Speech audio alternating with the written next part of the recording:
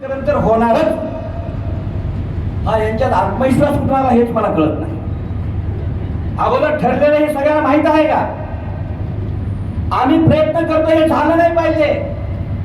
जर उपवर्गीकरण झालं तर आमचा फार विध्वंस होणार आहे, आम्ही नाश पावणार आहे. बाबासाहेबांच्या संकल्पनेतला शेड्यूल कास्ट हे ठिकड्या होणार आहे. कारण चांभारासाठी पुन्हा कोणी लढणार नाही, मातांगासाठी बौद्ध येणार नाही, चांभार जाणार नाही, आणि बौद्धासाठी मातांग येणार नाही, चांभार येणार नाही. ही एकीची मोठ आहे, ही या सरकारला फोडायची आहे. परंतु आमच्यातला एक बांधव त्यांनी सोबत घेतलाय. आता आमच्यातले हुशार लोक असतात. माझ्या बाजूला माझ्या शेताच्या बाजूला एक माळ्याचं शेत आहे आणि फार सुंदर त्यांनी झाडं लावलेली आहेत. त्या झाडामध्ये काही माकडं येतात आणि सकाळी माळ्यातून काही झाडाला पाणी देतो.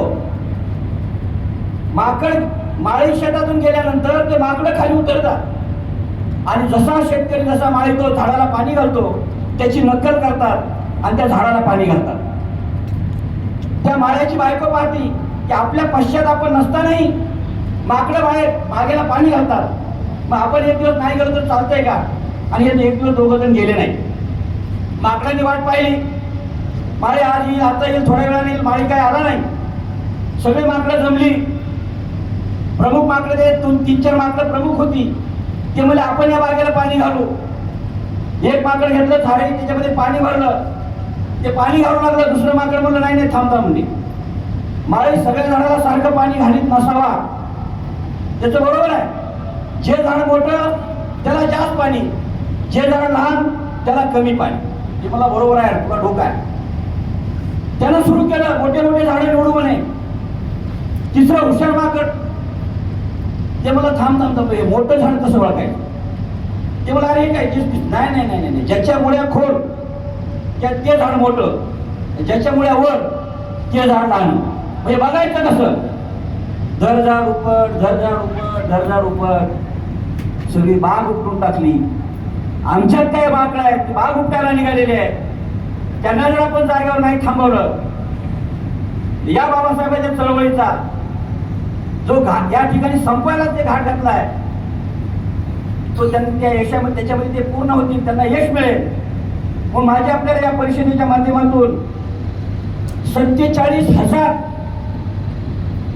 पदोन्नतीच्या जागा आपल्या शिल्लक आहेत. 47,000 बॅकलॉग शिल्लक आहे. कोण करणार याच्यावर? कोण आंदोलन करणार आहे? मेश्रांसाठी चालू असताना बीडमध्ये एका मातांच्या पोराचा खून झाला, ठेचून मारलं. यावर सगळ्या संघटनांनी आणि अन्याय न्याय मागावा.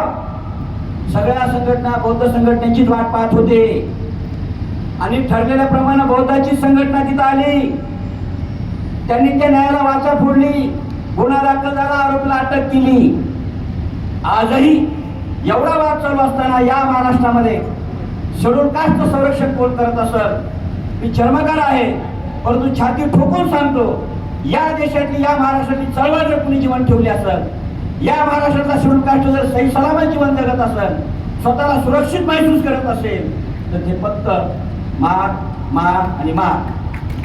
आणि म्हणून जर बौद्ध बांधवाला या ठिकाणी एकाकी पडण्याचा प्रयत्न करत असतील तर आपण या ठिकाणी त्यांनी त्यांच्या छातीची ढाल करून आम्हाला 77 वर्ष सांभाळाय.